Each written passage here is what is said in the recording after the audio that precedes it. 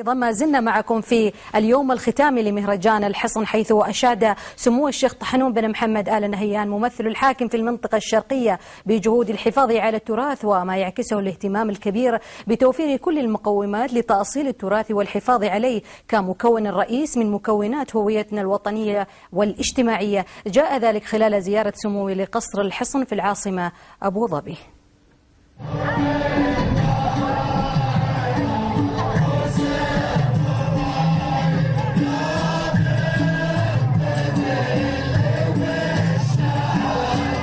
في يوم من أيام الوطن بدأ كبيرا ويختتم في دورته الأولى كبيرا. حضر سمو الشيخ طحنون بن محمد آل نهيان ممثل الحاكم في المنطقة الشرقية مهرجان الحصن في يومه الختامي، يرافقه معالي الشيخ سلطان بن طحنون آل نهيان رئيس هيئة أبو ظبي للسياحة. توجه سموه فور وصوله لمشاهدة العرض الفني التراثي الذي أعده المخرج الإيطالي العالمي فرانكو دراغون، والذي يوصف قصة قصر الحصن مرورا بمحطات خاضتها البلاد وصولا لما آلت إليه اليوم. هو عرض لم يسبق له مثيل في الشرق الأوسط. وقام بعدها سموه بجولة بقصر الحصن مطلعا على فعاليات تراثية وطنية، وصولا إلى الساحة الكبيرة حيث عرضت فيها لوحات فنية تراثية تمثلت بالرزفة الإماراتية.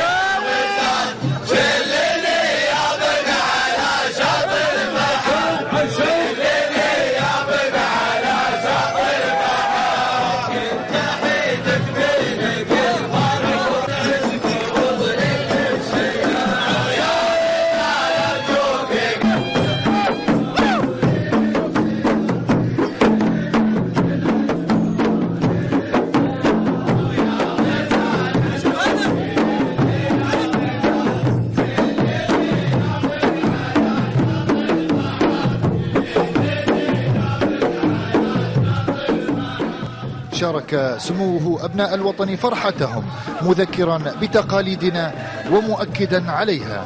مهرجان الحصن قصة وطن عشناها على مدى الأيام الماضية، لتبقى أهازيجها وصورها تتردد في آذاننا وتخفق لها قلوبنا.